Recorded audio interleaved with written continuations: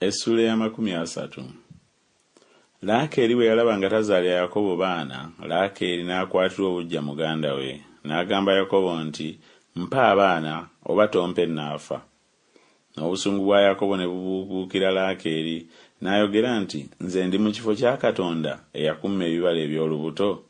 N'ayogera nti, laba omuzaana wange Biira, yingira gy'ali, alyoke azaalire ku maviivi gange, era nange nfune abaana mu ye.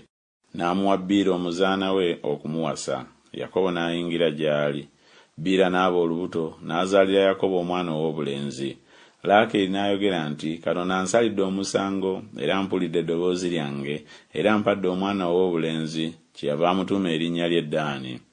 Biira omuzaana wa Laakeeri n'aba olubuto nate, n'azaalira Yakobo omwana ow'obulenzi ow'okubiri. Laakeeri n'ayogera nti, mmegganye ne muganda wange okumeggana okw'amaanyi, era mmezze, n'amutuuma erinnya lye Nafutaali. Leeya bwe yalaba ng'alekedde awo okuzaala, n'addira Zirupa omuzaana we n'amuwa Yakobo okumuwasa. Zirupa omuzaana wa Leeya n'azaalira Yakobo omwana ow'obulenzi. Leeya n'ayogera nti, kirungi, n'amutuuma erinnya lye Gaadi. Zirupa omuzaana wa Leeya n'azaalira Yakobo omwana ow'obulenzi ow'okubiri. Leeya n'ayogera nti, ndabye omukisa, kubanga abawala banampitanga wa mukisa, n'amutuuma erinnya lye Asezi. Lewubeeni n'agenda mu nnaku mwe baali bakungulira eŋŋano, n'alaba amadudayimu mu nnimiro, n'agaleetera nnyina Leeya. Awo Laakeeri n'amugamba Leeya nti, mpa nkwegayiridde ku madudayimu ag'omwana wo.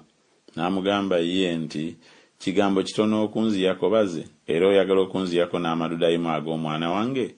Laakeeri n'amugamba nti, kyanaava asula naawe ekiro kino olw'amadudayimu ag'omwana wo.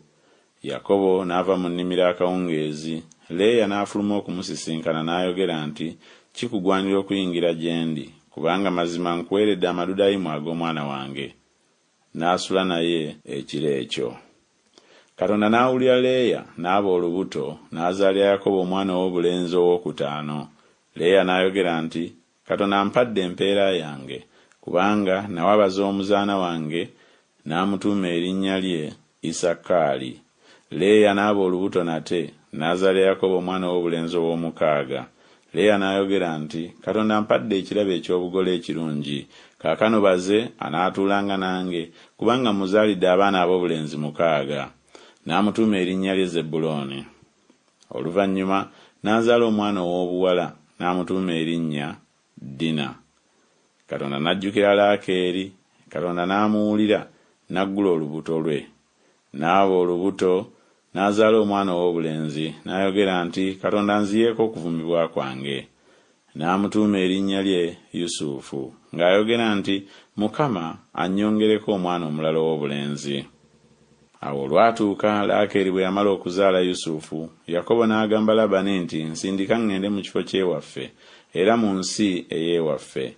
Mpa bakazi bange n'abaana bange be nakuweererezanga, neegendere, kubanga omanyi okuweereza kwange kwe nakuweerezanga. Labani n'amugamba nti, kaakano obanga ndabye ekisa mu maaso go, beera wano, kubanga nfumiitirizza nga Mukama yampa omukisa ku bubwo. N'ayogera nti, nsalire empeera yo, nange naagiwanga. N'amugamba nti, omanyi bwe nakuweerezanga, era ebisibo byo bwe byali nange, kubanga biwalina nga sinnajja bitono, era byeyongedde okuba ebingi, era Mukama akuwadde omukisa gye nakyukiranga yonna. Ne kaakano ndifuna ddi eby'ennyumba yange nzeera? N'ayogera nti, naakuwa ki? Yakobo n'ayogera nti, toliiko ky'onompa. Bw'olinkolera kino, naalundanga nate ekisibo kyo, naakikuumanga. N'ayita leero mu kisibo kyo kyonna, nga nziyamu buli eyabuyagiyagi n'eyabitanga, na buli nzirugavu mu ndiga, n'ezabitanga n'ezabujagijagi mu mbuzi, era yeneebanga empeera yange. Bwe butyo obutuukirivu bwange bulimpolereza oluvannyuma. Bw'olijja olw'empeera yange eri mu maaso go, buli eteri ya bujagijagi oba eyabitanga mu mbuzi oba nzirugavu mu ndiga, eyo bw'erabika nange eribalibwa nga nzibe. Labani n'ayogera nti, laba, nandyagadde kibeere ng'ekigambo kyo bwe kiri. N'ajjamu ku lunaku olwo embuzi ennume ez'abiwuuga n'ezabitanga, n'embuzi enkazi zonna ez'abuyagiyagi n'ezabitanga. buli eyaliko ebbala ejjeru n'enzirugavu zonna mu ndiga n'aziwa mu mukono gw'abaana be. N'assaawo olugendo lwa nnaku 3 wakati we ne Yakobo. Yakobo n'alunda ebisibo bya Labani ebyasigalawo. Yakobo n'addira obuti bw'omulibine omubisi n'obw'omusakedi n'obw'omwalamoni n'abusaasambulako enguudo ezitukula n'alabisa obutukuvu obwali ku buti. N'asimba obuti bw'asasambudde mu maaso g'ebisibo ku mmanvu mu byesero ebyokunywesezaamu ebisibo we byajja okunywa, ne ziwaka amawako bwe zajja okunywa. Ebisibo ne biwakira mu maaso g'obuti. Ebisibo ne bizaala ez'abiwuuga n'eza bujagijagi n'eza bitanga. Yakobo n'ayawula mu baana n'atunuza amaaso g'ekisibo eri ab'abiwuuga n'eri abaddugavu bonna ab'omu kisibo kya Labani. N'ayawulako ebisibo bye n'atabigatta n'ekisibo kya Labani.